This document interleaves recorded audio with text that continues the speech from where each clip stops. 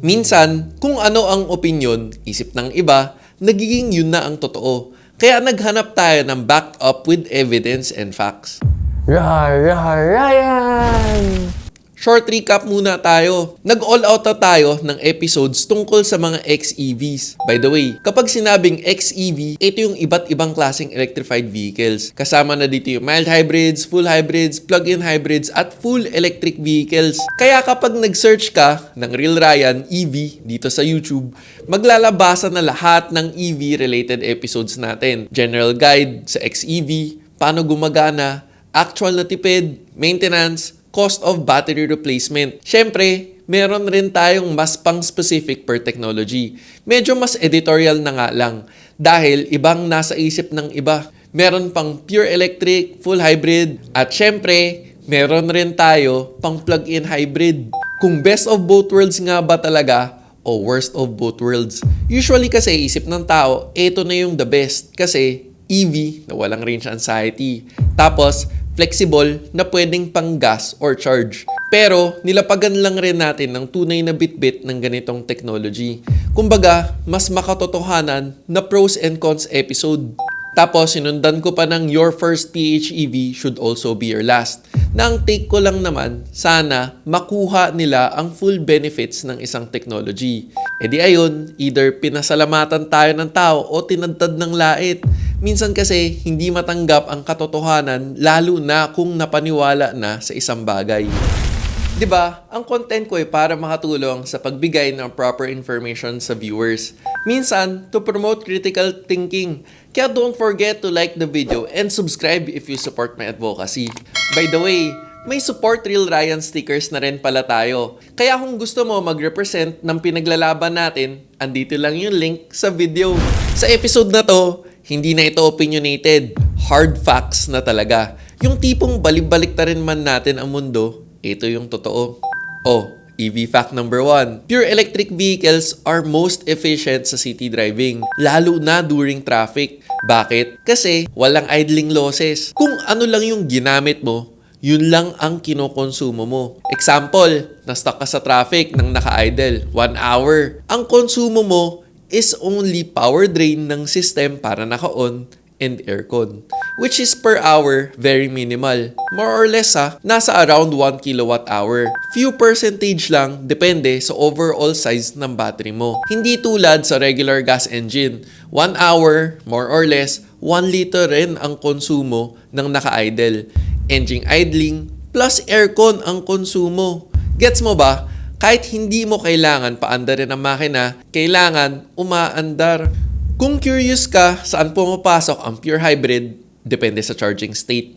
Pero, pwede natin i-assume na 50% ang savings mo sa gas. So, half a liter of gas per hour. By the way, kapag naka-full hybrid ka, electric na rin ang aircon mo. Hindi na belt type na gas engine driven. Sa PHEV, either same sa pure EV or sa full hybrid. Depende ano ang gamit. Again, yung idling ang usapan dito Nakastop ka lang talaga. EV fact number 2. When running on highways or high speed, less efficient ang pure electric vehicles compared to city driving. Parang baliktad kung saan ka nasanay, no? Dati kasi sa regular gas car, mas mababa ang fuel mileage sa city. Tapos, mas mataas naman ang kilometers per liter sa highway. Sa regular gas engines kasi, running on constant speed sa tamang takbo equals optimal efficiency. Tapos, hindi pa ganon affected ang regular gas car engines pagdating sa air resistance. Kumbaga dati, less efficient sa city, more efficient sa highway. Pagdating sa EV, baliktad. Kaya huwag ka magtaka kung mas mabilis mag-drop ang battery percentage mo sa high speed. At dahil constant nga ang takbo mo sa highway, mas wala ring regenerative braking. At sobrang affected naman sa aerodynamic drag ang electric motor. More energy kasi lumaban sa air resistance. In short, mas may energy loss. Malamang nasa isip mo ngayon, mas okay ba sa lahat ng XEVs pagdating sa high speed ang regular gas car engines? Ang sagot, hindi. Better pa rin ang hybrids kasi kahit papaano, may integration pa rin or blend ng electric and gas engine. Kumbaga, mas smart, equals mas efficient. Most efficient ang full hybrids. Sunod naman, plug-in hybrids. Tapos, last pa rin ang regular gas engines. Kung curious ka, bakit HEV over PHEV, pagdating sa may gas engines, mas sa weight kasi affected ng usapan ng efficiency. Mas hindi na sa aerodynamics.